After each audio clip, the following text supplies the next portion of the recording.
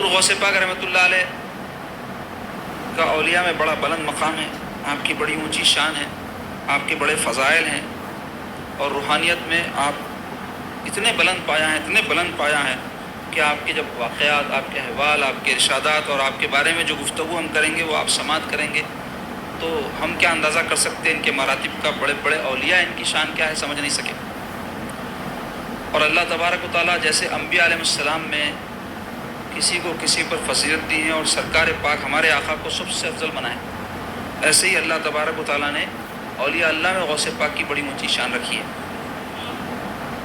اسی واسطے کسی نے کیا پیاری بات کہی ہے، غوث اعظم درمیان اولیاء، کیا کہتے ہیں شاعر، غوث اعظم درمیان اولیاء، یعنی غوث اعظم اولیاء کے درمیان ایسے ہیں چو محمد درمیان انبیاء، جیسے محمد پاک صلی اللہ علیہ وسلم انبیاء کے درمیان شان رکھتے ہیں ویسی شان اولیاء میں غوث پاک رحمۃ اللہ علیہ، اور روحانیت میں ان کا کیا مرتبہ ہے وہ کوئی روحانیت میں دخل رکھنے والا ہی سمجھ سکتا۔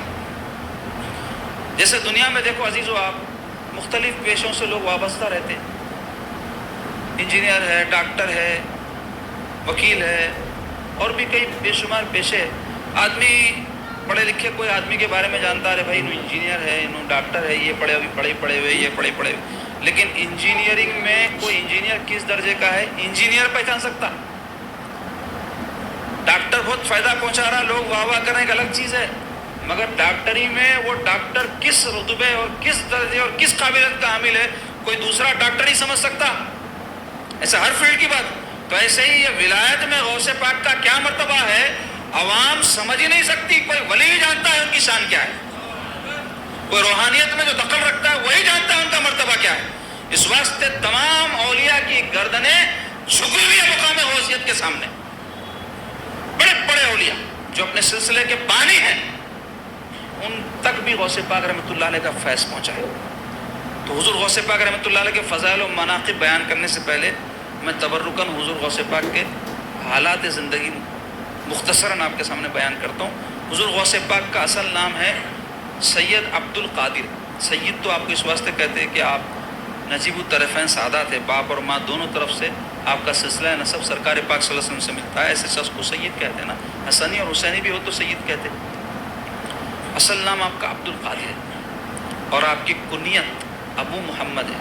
کنیت ایک چھوٹے نام کو بولتے ہیں جو عرب میں زیادہ چلتا ہے سلسلہ اس کا۔ حضور پاک صلی اللہ علیہ وسلم کی کنیت ابو القاسم، مولا علی کی ابو الحسن اور ابو تراب، حضرت ابو بکر صدیق کی کنیت ہے ابو بکر، نام نہیں ہے آپ کا۔ اسی طرح کئی آپ صحابہ کے نام کے ساتھ دیکھیں گے کنیت ہے، تو یہ کنیت ایک چھوٹا سا نام۔ تو آپ کا نام کیا ہے، آپ کی کنیت کیا ہے، ابو محمد، اور آپ کا لقب ہے محی الدین، دین کو زندہ کرنے والے، اور بھی بے شمار آپ کے القابات ہیں جس کی بڑی تفصیل ہے، آپ کی جو سیرت کی معتبر کتابیں اس میں موجود ہے۔ مظہر جمال مصطفی اردو زبان میں ایک بڑی بہترین کتاب ہے، میں بولا نا آپ کو روز ایک کتاب کا نام بولوں گا، نوٹ کر لینا، اور ریکارڈنگ ہو رہی یاد نہیں ہے تو بعد میں نکال کے دیکھنا۔ مظہر جمال مصطفی، یہ غوث پاک رحمۃ اللہ علیہ کے احوال پہ بڑی جامع اردو زبان میں کتاب ہے۔ یوں تو عربی میں، فارسی میں، بہت ساری زبانوں میں غوث پاک کے بہت سارے احوال، واقعات، کرامات، تعلیمات جو ہے موجود ہیں۔ اب بہت کتابیں بولا تو یہ یاد رہتا نا وہ یاد رہتا، یہ ایک یاد رکھ لو، مظہر جمال مصطفی، اس کو حاصل کرو، آپ لوگ مطالعہ کرو۔ غوث پاک کا یہ مہینہ ہے، بزرگان دین کے واقعات، ان کے احوال، ان کے خدمات، ان کے تعلیمات سے واقف ہونا ہمارے لیے ضروری ہے۔ یہ خالی کرامات کے قصوں کی طرف اہل سنت بہت پڑ گئے۔ ہم کرامات کے منکر نہیں ہیں، لیکن کرامات کا جو مقام ہے اس کو وہیں پہ رکھنا چاہیے۔ کرامات ولی کی وجہ سے، اور ولی بنا کیسا، اطاعت خدا و رسول سے بنا۔ تو وہ جو باتیں ان کی تعلیمات ہے اس کو ترک نہیں کرنا، کبھی بھی یاد رکھنا۔ کرامات اس واسطے بیان ہوتا ہے کہ عظمت و بزرگی دل میں آنا۔ کیوں آنا عظمت و بزرگی؟ عظمت و بزرگی برائے عظمت و بزرگی نہیں ہے، عظمت و بزرگی برائے اطاعت ہے، برائے اتباع ہے، ان کی پیروی کے لیے۔ تو پیروی کس چیز میں کرنا، ان کی تعلیمات سے پتہ چلتا ہے۔ تو مختصر یہ کہ حضور غوث پاک رحمۃ اللہ علیہ کا آسمانوں میں نام ہے باز اشہب۔ کیا لقب ہے آپ کا؟ آسمانوں میں باز ایک پرندہ ہے، اس کی تفصیل آگے بیان ہوئی۔ آپ رحمۃ اللہ تعالیٰ علیہ کی ولادت ہوئی 470 ہجری میں، 470 ہجری۔ اب کیا چل رہا جی جناب ہجری سال؟ 1400 ہاں تو قریب کتنے سال، 1000 سال عرصہ ہوگا غوث پاک رحمۃ اللہ کی ولادت ہو گئی، اور جہاں ولادت ہوئی اس مقام کو جیلان، گیلان اور کیلان 3 طرح سے پڑھا گیا ہے. اسی وجہ سے آپ کو غوث اعظم گیلانے بھی بولتے، جیلانے بھی بولتی، کیلانے بھی بولتے. اور غوث پاک رحمۃ اللہ علیہ اس ظاہری دنیا سے تشریف لے گئے، آپ کا پردہ ہوا 561 ہجری میں. تو اس طرح آپ کی عمر شریف بنتی ہے 91 سال. 91 سال آپ اس دنیا میں تشریف فرما رہے. اور آپ کا جو سلسلہ نسب ہے، جیسے ابھی میں ذکر کیا، آپ کے والد بزرگوار کا نام مبارک تھا حضرت ابو صالح موسیٰ جنگی دوست رحمۃ اللہ علیہ، جو حضرت امام حسن علیہ السلام کی اولاد میں سے ہیں. اور حضور غوث پاک 11 واسطوں سے حضرت مولا علی تک آپ کا سلسلہ نسب پہنچتا ہے. اور والدہ کی طرف سے آپ حسینی ہیں. آپ کی والدہ کا لقب ام الخیر، اصل نام بی بی فاطمہ رحمۃ اللہ علیہ، امۃ الجبار بھی آپ کو کہا جاتا ہے. ام الخیر، امۃ الجبار، فاطمہ رحمۃ اللہ تعالی علیہ. اور ان کا سلسلہ نسب جو ہے 14 واسطوں سے جا کے مولا علی سے ملتا ہے. والد کی طرف سے حسنی ہے 11 واسطوں سے، والدہ کی طرف سے حسینی ہے اور 14 واسطوں سے. اور طریقت میں آپ کا جو شجرہ ہے وہ 12 واسطوں سے جا کے سرکار پاک صلی اللہ علیہ وسلم سے ملتا ہے. تو آپ کے اوپر جو پیر ہیں 12 پیر ہیں آپ کے. غوث پاک کے حضرت ابو سعید مخزومی، پھر ان کے پیر، ان کے پیر، اس طرح جا کے حضور سے سلسلہ ملتا ہے 12 واسطوں سے. حضور غوث پاک رحمۃ اللہ علیہ کی دنیا میں تشریف آوری کی بشارتیں ہر زمانے کے اولیاء نے دی ہیں. اور آپ دیکھیں کئی چیزوں میں حضور غوث پاک میں اور ہمارے پیارے آقا میں مماثلت ہے. کیوں؟ حضور پاک صلی اللہ علیہ وسلم سردار الانبیاء ہیں، تو غوث پاک سردار الاولیاء ہیں. تو حضور پاک علیہ الصلوۃ والسلام کی بھی تشریف آوری سے پہلے ہر زمانے کے نبیوں نے آپ کی تشریف آوری کی اپنی امتوں کو بشارت دی تھی. قرآن میں اس کا ذکر ہے، میلاد کے مجالس میں اس کی تفصیل میں بیان کرا، پھر دوہراؤں گا نہیں.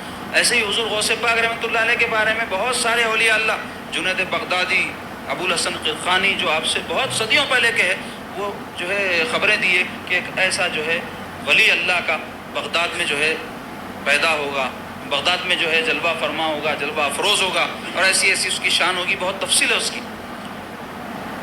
حضور غوث پاک رحمۃ اللہ علیہ کے والد بزرگوار ابو صالح موسیٰ جنگی دوست رحمۃ اللہ علیہ بہت ہی نیک، تینت اور بڑے کامل جو ہے صاحب دل بزرگ تھے. آپ کو جنگی دوست کہتے ہیں. جنگی دوست فارسی لفظ ہے. جنگی دوست کے معنی ہوتے جنگ کو پسند کرنے والا. تو چونکہ آپ مجاہد تھے زبردست، اس وجہ سے کہا جاتا ہے آپ کو جنگی دوست. بعض روایتوں میں ہے، اور بعض روایتوں میں ہے جنگی دوست اس واسطے کہتے کہ آپ نفس سے بڑا مجاہدہ کرتے تھے، نفس سے ہمیشہ جنگ میں لگے رہتے تھے. اور نفس سے جنگ کو جو ہے جہاد اکبر کہا گیا ہے. اور آپ ایسے صالح، ابو صالح آپ کا نام تھا، صالحیت والے. ابو صالح صالحیت والوں کو کہتے ہیں، اس کے اندر صالحیت کا عنصر. ایسے نیک، ایسے صلح والے تھے کہ آپ کا واقعہ مشہور ہے نا کہ آپ سفر پہ تھے ایک مرتبہ، اور راستے میں جو ہے ایک ندی کے پاس سے گزرے تو اس میں ایک سیب بہتا ہوا نظر آیا. شدت کی بھوک لگی تھی تو آپ وہ سیب اٹھا کر فوری کھا لیے. کھانے کو کھا لیے بعد خیال آیا کہ بھئی یہ سیب کس کا تھا نہیں معلوم، اس کا مالک کون ہے. میں بغیر اجازت کے کھا لیا. حالانکہ جنگل میں، ندی میں بہہ کے جا رہا سو سیب کا کون مالک، کیا مالک، کیسا معلوم ہوتا. اور جنگل میں کوئی چیز ہے تو کوئی بھی اس کو استعمال کر سکتا نا. مگر یہ بات جو آپ کے دل میں آئی، ایسا جو سوچے، یہ کیوں تھا؟ تقویٰ. جن لوگوں کے اندر تقویٰ ہوتا ہے وہ اپنی غذا کے حوالے سے، اپنے لباس کے حوالے سے، اپنے معاملات کے حوالے سے بڑے جو ہے محتاط رہتے. آج آپ دیکھیں کہ دال عبداللہ گڑ تھیلے میں کا معاملہ ہو گیا ہماری قوم کا. حلال نہ حرام، نہ کھانے پینے کے چیزوں میں دیکھ رہے ہیں حرام حلال، نہ ہی آمدنیوں میں دیکھ رہے ہیں حرام حلال. دال عبداللہ گڑ تھیلے میں جو آ رہا ڈال لو، جو آ رہا ڈال لو. اس واسطے کیا ہوگا؟ فراوانی بہت ہو گئی. قیامت کے قریب کی جو نشانیاں اس میں سے یہ ہے مال و دولت کی فراوانی ہو جائے. کیوں؟ لوگ حلال حرام کا خیال نہیں کریں، جو آ رہا ڈال لو. بولیں صبح ایسا کر رہے نہیں بول رہا ہوں میں، مگر بہت زیادہ ہو گیا یہ ہمارے پاس کہ کوئی بھی نہیں دیکھ رہا. پہلے لوگ دعوتوں میں اگر دیکھتے تھے بھائی ان کی آمدنی حلال ہے نہیں ہے، کوئی چیز کھانے سے پہلے دیکھتے تھے بھائی یہ صحیح طریقے سے پکائی گئی ہے نہیں ہے، اس میں جو چیزیں. اب کھانے پینے کا اتنا شوق ہو گیا، سویگی سے منگاؤ، اس سے منگاؤ، اس سے منگاؤ، کہاں پک رہا، کون پکا رہا، کیسا آ رہا، کیا ہو رہا. انہیں بول دے رہا حلال ہے بس ڈال لو، کھا لو. ایسا ماحول ہو گیا. فکر نہیں ہے اس کی. کیوں؟ اس کی اہمیت اس واسطے نہیں، اس کے اثرات کیا ہے اس کا اندازہ نہیں ہے لوگوں کو. ایک لقمہ حرام جسم میں داخل ہو جائے تو سرکار فرمائے جب تک اس کا اثر بدن میں رہتا ہے گوشت اور خون کے ذریعے اس وقت تک دعا قبول نہیں ہوتی، فرمائے عبادتیں قبول نہیں ہوتی، فرمائے سرکار پاک صلی اللہ علیہ وسلم۔ حدیث ہے، یہ حدیث کا مفہوم ہے جو میں آپ کو بیان کرا۔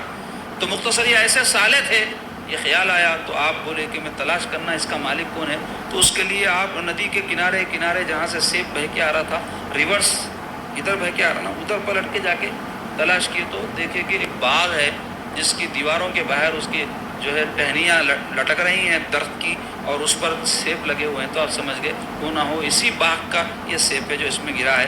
تو آپ فوری مالک کے پاس پہنچے۔ وہ مالک کون تھے؟ حضرت عبداللہ سومعی رحمۃ اللہ علیہ، جو آگے چل کے غوث پاک رحمۃ اللہ علیہ کے نانا بنے۔ تو آپ ان کی خدمت میں گئے، ابو صالح رحمۃ اللہ علیہ جا کے جو ہے حضرت عبداللہ سومعی رحمۃ اللہ علیہ سے عرض گزار ہوئے کہ حضرت ہو سکتا ہے آپ کے باغ کا سیب ندی میں گرا بہہ کر جا رہا تھا، وہ آپ ہی کے باغ کا ہے اور میں اس کو بغیر اجازت کے کھا لیا، تو یہ چیز میرے کو مناسب نہیں معلوم ہوئی، تو میں حاضر ہوا ہوں آپ کے پاس کہ اس کی قیمت ادا کر دوں۔ تو یہ سن کے حضرت جو ہے محسوس کر لیے کہ یہ نوجوان کوئی عام نوجوان نہیں ہے، ایک سیب کی خاطر انہیں قیمت ادا کرنے پلٹ کے آیا ہے، تو یہ ہیرا ہے، اس کو تراشنے کی ضرورت ہے جس سے اس کی قیمت اور بڑھے گی۔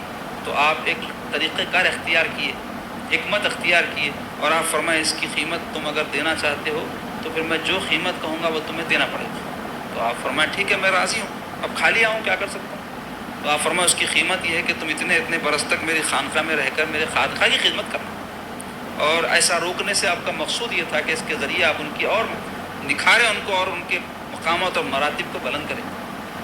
تو اب جب یہ طے ہوا سو وقت گزر گیا، مختصر کر رہا ہوں واقعے کو میں، وقت جب گزر گیا اور جانے کی نوبت آئی، آپ آگر کھڑے ہوئے تو آپ فرمائے کہ شرط ابھی پوری نہیں ہوئی، ایک اور شرط ہے جس کو تم کو پوری کرنا ہے تب تم کو آزادی ملے گی۔ تو آپ عرض کیے حضرت ابو صالح کے، فرمائیے وہ کیا شرط ہے؟ تو بولے میری ایک لڑکی ہے میاں جو آنکھ سے اندھی ہے، کان سے بہری ہے، زبان سے گونگی ہے، پیر سے لنگڑی ہے، اس سے عقد کر لینا۔ تو آپ فرمائیں ٹھیک ہے راضی ہوں۔ عقد پڑھا دیا گیا، اور آپ جب حجرہ عروسہ میں دلہن کے کمرے میں داخل ہوئے تو دیکھے کہ وہاں تو ایک محلقہ حسن و جمال کی پیکر چاند کا ٹکڑا دلہن بیٹھی ہوئی ہے۔ تو آپ فوری کمرے کے باہر نکل گئے یہ سوچ کے کہ میں کوئی غلط کمرے میں تو داخل نہیں ہو گیا، غیر عورت پہ میری نگاہ تو نہیں پڑ گئی۔ جیسے ہی باہر نکلے تو حضرت کے خسر حضرت عبداللہ سومعی رحمۃ اللہ علیہ متبسم وہاں کھڑے ہوئے تھے۔ تو پوچھنے لگے صاحبزادے کیا ہوا؟ تو حضرت ابو صالح عرض گزار ہوئے حضرت آپ تو فرمائے تھے آپ کی صاحبزادی آنکھ سے اندھی ہے، کان سے بہری ہے، گونگی ہے، لنگڑی ہے۔ میں اندر گیا تو کوئی اور عورت نظر آ رہی، وہاں تو حسن و جمال کی پیکر ہے، چاند کا ٹکڑا ہے۔ حضرت فرمائے کہ میاں میں جو کچھ تم سے کہا تھا وہ بالکل سچ ہے۔ میں نے اپنی بیٹی کے بارے میں جو کہا تھا آنکھ سے اندھی ہے وہ اس واسطے کہ اس نے کسی غیر مرد کو اپنی آنکھ سے نہیں دیکھا۔ کان سے بہری اس لیے کہا تھا کہ اس نے کوئی بےہودگی کی بات، بے حیائی کی بات اپنے کان سے کوئی بری بات نہیں سنی۔ زبان سے گونگی میں نے اس لیے کہا تھا کہ اس نے کوئی فضول بات لایانی بات اپنی زبان سے نہیں نکالی، اور لنگڑی میں نے اس لیے کہا تھا کہ اس خانقاہ کے باہر کبھی اس نے قدم نہیں رکھا، ایسی اس کی میں تربیت کیا ہوں، اور اب وہ تمہاری بیوی ہے، وہی ہے میری بیٹی جس کے بارے میں میں تم سے یہ ذکر کیا تھا۔ تو اب ایسے جو ہے ابو صالح اور ویسی ام الخیر خیر والی بیوی کی اولاد ہے سیدنا شیخ عبد القادر جیلانی غوث پاک رحمۃ اللہ علیہ، اور ایسے ماں باپ کی ایسی اولادیں ہوتی ہے، اس واسطے کہتے ہیں ماں باپ نیک ہو تو اولاد بھی ضرور نیک ہوتی ہے۔ اور کبھی کبھی ہو جاتا ولی کے پیڑ میں شیطان، لیکن وہ گنتی میں نہیں ہے، لیکن اکثر یہ دیکھنے میں آیا ہے شیطان کے پیڑ میں شیطانی چھوتا، ولی کے پیڑ میں ولی چھوتا۔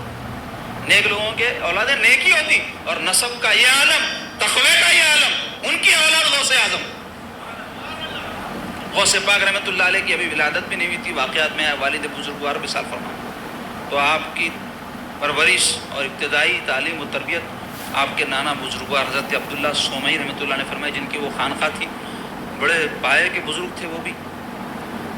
ایک تو نسباً دیکھ لیں آپ کیسا اعلیٰ نسب ہے ان کا، اور پھر ایک عملاً دیکھ لیں کہ کیسے ان کے اعمال ہیں ان لوگوں کے، جن کی صاحبزادیوں کی ایسی تربیت ہو رہی ہے گھروں کے ماحول کے اندر۔ آج بچیوں کو کوئی روک کے رکھا گھر میں تو قید کر دیے، بلکہ امّا بولتی پہلے، کیوں؟ انہیں خود اپنے آپ کو قیدی سمجھ رہی، اور یہ قید ایسی ہے جو عورتیں گھر میں رہتی ہیں یاد رکھو اس پر ہزاروں آزادیاں قربان ہیں. ہماری عزت و آبرو کی، تمہاری عصمت کی حفاظت ہوتی ہے میری بہنوں. اس سے گھبراؤ مت. اپنے گھر میں ایسی مصروفیات، ایسی مشغولیات رکھو اگر گھر میں رہتی ہو جو خیر والی مصروفیات. مطالعہ کرو، ذکر و اذکار کرو، اپنے بچوں کی تربیت کرو. عورتوں کا یہی کام ہونا چاہیے. آج کیا ہے، عورتیں گلی گلی سڑک سڑک پھرنا چاہ رہی ہیں اور اس کے لیے کتنے جھگڑے گھروں میں. کئی گھروں میں صرف اس وجہ سے طلاق ہو جا رہی کہ مرد ان کو باہر نکلنے سے روکتے ہیں. میرے تک آتے رہتے بھائی مسائل، اس واسطے آپ کو یہ سب کہانیاں سناتا ہوں، مگر یہ اس واسطے سناتا ہوں کہ ہمارا معاشرہ بربادی کی طرف جا رہا. روحانیت تو بہت دور کی بات ہے، ایمان بچانا مشکل ہو جا رہا آج کل. ایسا ماحول بن گیا ہے. جبکہ ایسے اللہ والے یہ ہیں، ان کے عقیدت مند، ان کے چاہنے والے، ان کے غلام بھی بولتے ہیں. ہم غلام ہیں. بزرگان دین کے اولیاء اللہ کے غلام ہیں. یہ حال ہے غلاموں کا، یہ ہے حال عقیدت مندوں کا.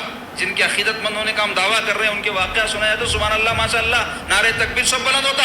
لیکن جب اپنا کردار دیکھیں ان کے کردار کے سامنے رکھ کے تو کیا حال ہے ہمارے، دیکھ لو آپ. کیا حال ہے مسلمانوں کے گھروں کا، دیکھ لو آپ. ایسا پاکیزہ ماحول غوث پاک کی جو ہے والدہ کا کہ قدم گھر کے باہر نہیں رکھے ان کے والد فرما رہے ہیں. اور مسلمانوں کے گھروں میں آج کیا کچھ شیطانیت، کیا کچھ عریانیت، کیا کچھ نفسانیت کا ماحول نہیں ہے. آپ دیکھو. اللہ تعالیٰ ہم سب کو اس سے محفوظ رکھے. حضور غوث پاک رحمۃ اللہ علیہ کا اس حوالے سے ایک واقعہ ہے کہ ایک مرتبہ حضور غوث پاک اپنی مجلس وعظ میں تشریف فرما تھے کہ ایک شخص دوڑتا ہوا آیا اور آ کر آپ سے عرض کیا کہ یا سیدی، آپ کی جو تجارت کے جہاز گئے ہوئے تھے وہ طوفان کی زد میں آ کر ڈوب گئے. حضور غوث پاک رحمۃ اللہ علیہ کی بڑی وسیع تجارت تھی. تو وہ آپ جب سنیں اس خبر کو تو کچھ دیر کے لیے توقف فرمائے اور چشمہ مبارک کھول کر ارشاد فرمائے الحمدللہ.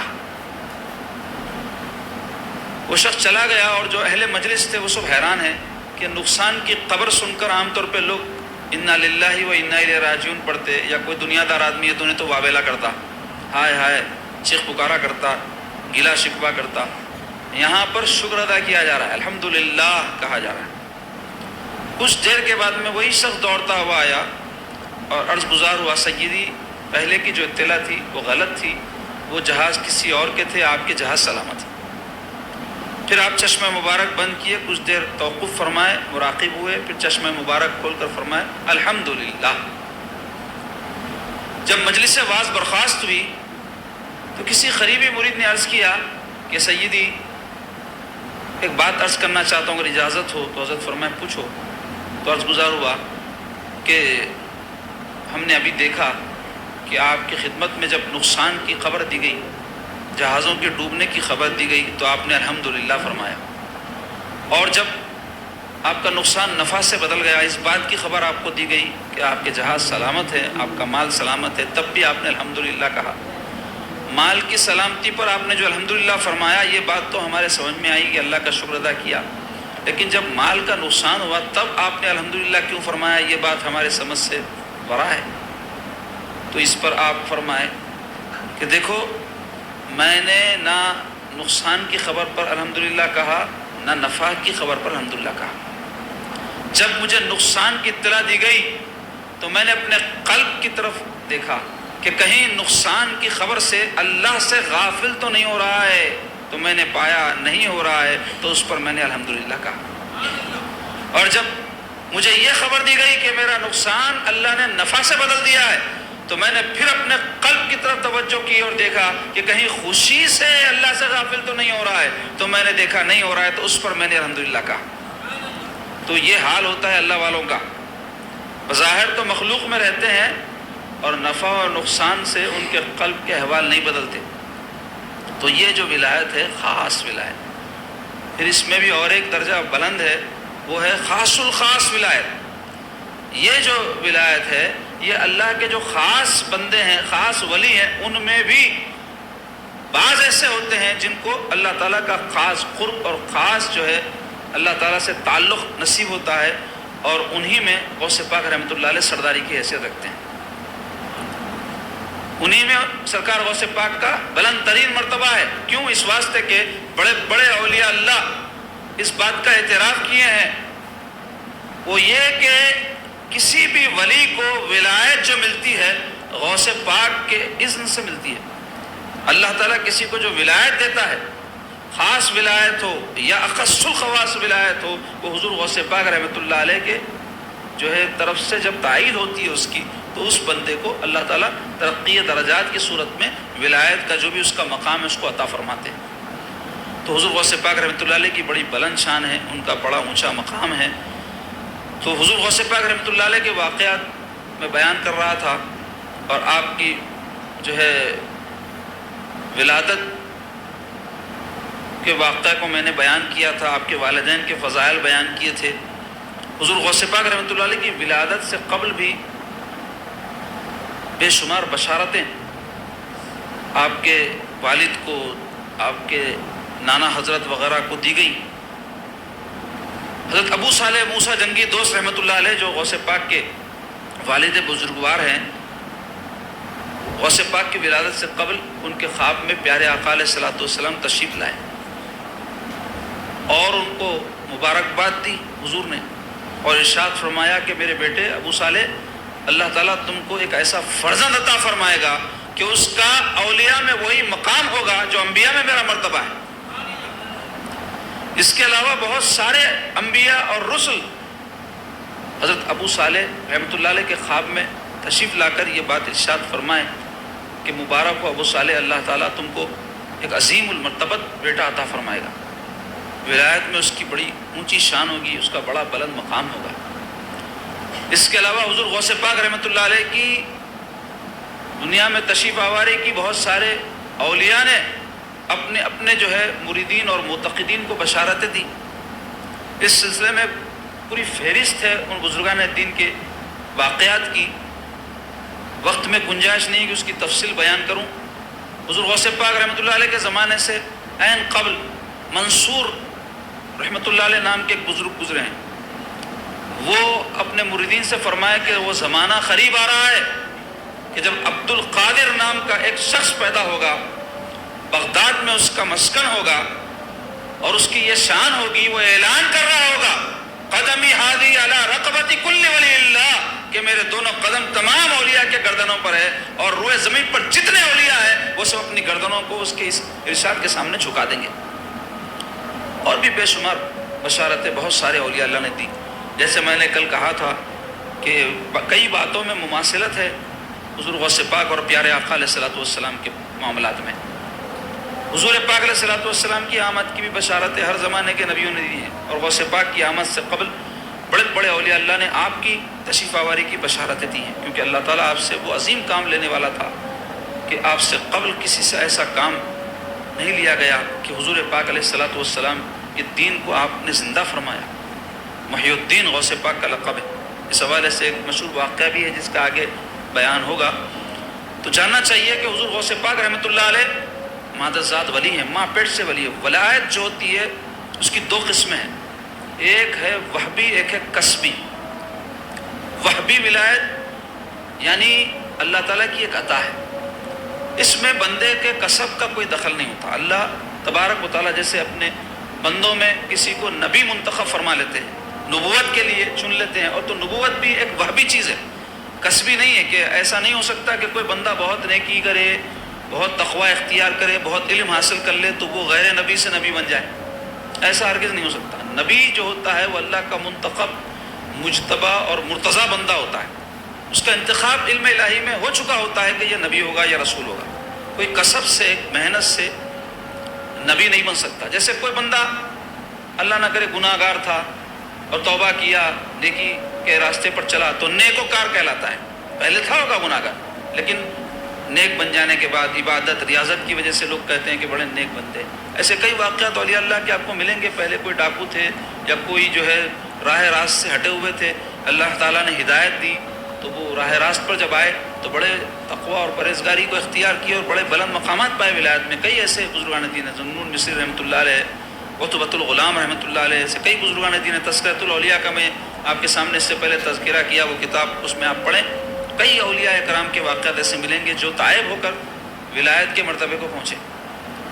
ایک ولایت ہوتی ہے کسبی، کوشش سے، جیسے میں نے کہا گناہ گار تھا ہوگا، توبہ کرا، نیک بن گیا، لیکن نبوت کسبی نہیں ہوتی۔ ولایت میں بھی پھر دو قسمیں، ایک وہبی ہوتی ہے، ایک ہوتی ہے کسبی۔ تو غوث پاک رحمۃ اللہ علیہ کی جو ولایت ہے وہ بھی ہے. کوئی یہ نہ سمجھے کہ غوث پاک بہت ریاضت، مجاہدات، عبادت، تقوی کی وجہ سے غوث الاعظم بن گئے. یہ اور بات ہے کہ آپ بہت زیادہ مجاہدات کیے، بہت تزکیہ نفس کیے، بہت محنتیں کیے جس کی تفصیل آگے آئے گی، لیکن آپ کے مدارج اور مراتب صرف اس وجہ سے بلند نہیں ہوئے بلکہ اللہ تعالیٰ نے آپ کو چن لیا تھا بحیثیت غوث الاعظم کی، قطب الاقطاب کے، محبوب سبحانی کے. اللہ نے چنا تھا. تو آپ سے لوگوں نے پوچھا تھا بعد میں جب آپ ولایت کے منصب پر بیٹھے کہ یا سیدی آپ کو کب پتہ چلا کہ آپ اللہ کے ولی ہیں؟ تو آپ فرمائیں کہ بچپن میں ہی مجھے پتہ چل گیا تھا میں اللہ کا ولی ہوں. آپ فرماتے ہیں کہ میں جب مدرسہ جایا کرتا تھا تو میرے ساتھ فرشتے ہوتے تھے اور وہ آواز لگا رہے ہوتے تھے اللہ کے ولی کے لیے راستہ چھوڑ دو. اور کئی بچے جو معصوم ہوتے ہیں وہ اس ارشاد کو فرشتوں کے سنے بھی ہیں. غوث پاک رحمۃ اللہ علیہ کی ولادت جب ہوئی تو آپ کی ولادت کے ساتھ ہی آپ کی کرامت کا ظہور ہو گیا. آپ کے واقعات میں آتا ہے ایک دو واقعات، یعنی ایک دو کتاب نہیں بلکہ کئی معتبر آپ کے واقعات کی کتابوں میں جو اولیاء اللہ کی لکھی ہوئی ہیں یہ واقعہ لکھا ہوا ہے کہ آپ رمضان کی پہلی شب کو پیدا ہوئے تو سارا رمضان آپ دن میں جو روزے کا وقت ہوتا ہے اپنی ماں کا دودھ نہیں پیا کرتے تھے. اور یہ بات سارے جو ہے جیلان جو قصبہ اس میں مشہور ہو گئی تھی کہ سعادات کے گھر ایک ایسا بچہ پیدا ہوا ہے جو رمضان شریف کے دن میں دودھ نہیں پیتا، یعنی کچھ بھی کھاتا ہے نہ پیتا ہے. تو اسی وقت سے آپ جو ہے روزہ رکھا کرتے تھے جبکہ مکلف نہیں ہوئے تھے. یہ آپ کے مادرزاد ہونے کی یعنی ماں پیٹ سے ولی ہونے کی علامت تھی. اس کے علاوہ حضور غوث پاک رحمۃ اللہ علیہ فرماتے ہیں کہ میں ایک مرتبہ ایک جو ہے بیل کے پیچھے جو ہل جوتنے والا بیل تھا جا رہا تھا تو وہ ایک کھیت کی طرف میں جب آگے بڑھا تو وہ بیل جو ہے پلٹ کر مجھ سے مخاطب ہو کر کہنے لگا اے عبد القادر تم ان کاموں کے لیے پیدا نہیں کیے گا. تو ایسی کئی چیزیں بچپن میں ہی آپ کے ساتھ جو ہے گزری جس سے آپ فرماتے ہیں مجھے پتہ چل گیا تھا میں کہ اللہ کا ولی ہوں. حضور غوث پاک رحمۃ اللہ علیہ کی عمر شریف جب 18 سال کے قریب ہوئی تو آپ فرماتے ہیں کہ ایک واقعہ میرے ساتھ یہ ہوا جو ابھی واقعہ میں نے بیان کیا وہ بھی، اور آپ فرماتے ہیں کہ جب ایسا کچھ واقعہ میرے ساتھ ہوا کہ بیل مخاطب ہوا حضور غوث پاک سے تو آپ فرماتے ہیں کہ میں جو ہے فوری اپنے گھر کے چھت پر چڑھ گیا. تو وہ عرفہ کا دن تھا، یعنی جس دن حج کیا جاتا ہے، میدان عرفات میں حاجی جمع ہوتے ہیں یوم عرفہ. تو آپ فرماتے ہیں کہ میں اپنے چھت پر چڑھا تو مجھے میدان عرفات دکھا دیا گیا، حاجیوں کے وہاں جو بھی نقل و حرکت ہے اس کو میں نے دیکھا. پھر آپ فرماتے ہیں کہ میں اپنی والدہ کی خدمت میں حاضر ہو کر عرض کیا کہ اماں جان آپ مجھے اللہ کے لیے وقف کر دیجیے.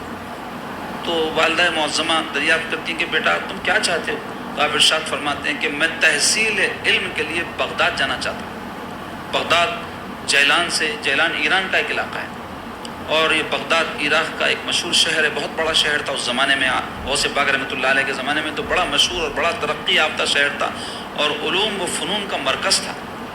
تو آپ عرض گزار ہوئے کہ میں بغداد جا کر علوم عالیہ حاصل کرنا چاہتا ہوں. تو والدہ معظمہ ارشاد فرمائی بیٹے مجھے تم سے بہت محبت اور چاہت ہے مگر میں اللہ کی خاطر تمہیں جو ہے اس کام کے لیے چھوڑتی ہوں، جاؤ اور علم حاصل کرو. پھر آپ کیا کی کہ 80 دینار غوث پاک رحمۃ اللہ علیہ کے پاس لے کر آئی والدہ معظمہ. تو حضور غوث پاک اس میں سے 40 دینار لے لیے اور 40 والدہ کو واپس کر کے فرمائیے میرے بھائی کے لیے رکھ لیجیے. اور والدہ معظمہ جاتے وقت آپ کو نصیحت کی کہ دیکھو بیٹا جھوٹ نہیں بولنا، ہمیشہ سچ بولنا. تو غوث پاک رحمۃ اللہ علیہ اپنی والدہ سے وعدہ فرمائے کہ میں ہمیشہ سچ بولوں گا. اور والدہ معظمہ نے چونکہ آپ زیادہ عمر والے نہیں تھے تو مال کی حفاظت میں مشکل نہ ہو اور اس زمانے میں چور ڈاکو وغیرہ بہت زیادہ ہوتے تھے جو قافلے لوٹ لیتے تھے، تو مال کی حفاظت کی خاطر وہ 40 دینار کو، دینار ایک طرح کی رقم جیسا ہمارے پاس روپیہ ہے، ڈالر ہے، ایسے کئی قسم کے نا، تو دینار سکہ ہوتا تھا سونے کا. تو وہ جو ہے آپ کے گدڑی میں، یعنی ایک موٹا قسم کا کپڑا ہوتا ہے جس کو گدڑی کہتے ہیں، کئی کپڑوں سے جو ہے جوڑ کے اس کو بنایا جاتا ہے، اس میں اندر کے طرف جو ہے اس کو سی دیے.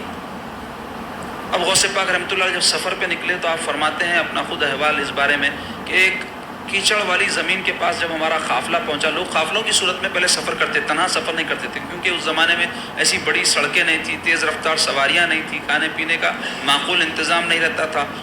تو ایسے وقت میں جب کوئی گروپ کے ساتھ سفر کرتے ہیں تو کسی کے پاس کھانا ختم ہو جاتا ہے، کسی کے پاس رہتا، پانی کسی کے پاس ختم ہو گیا تو دوسروں کے پاس رہتا، تو آدمی مرتا نہیں، اور جان کی حفاظت بھی ہوتی. ڈاکو چور شکوں سے بیمار ہو گئے تو کوئی اٹھا کے لے جانے والے، علاج معالجے کے لیے کوشش کرنے والے موجود رہتے. تو اس واسطے قافلوں کی صورت میں پہلے سفر ہوتا تھا. اب کیا ہو رہا، عورتیں بھی، مردوں کی بھی ضرورت نہیں ہے، سفر کر لے رہے ہیں. آج تو یہ حال ہو گیا، مسلمان لوگوں کو یہ نہیں معلوم کہ بغیر محرم کے، محرم کس کو بولتے وہ بھی نہیں معلوم. محرم بولتے عورت کا ایسا رشتہ دار جس سے عورت کی شادی نہیں ہو سکتی، باپ بھائی بیٹا سگا جو رشتہ رہتا نا، جس سے عورت کی شادی نہیں ہوتی، کبھی بھی نہیں ہو سکتی، اس کو بولتے محرم.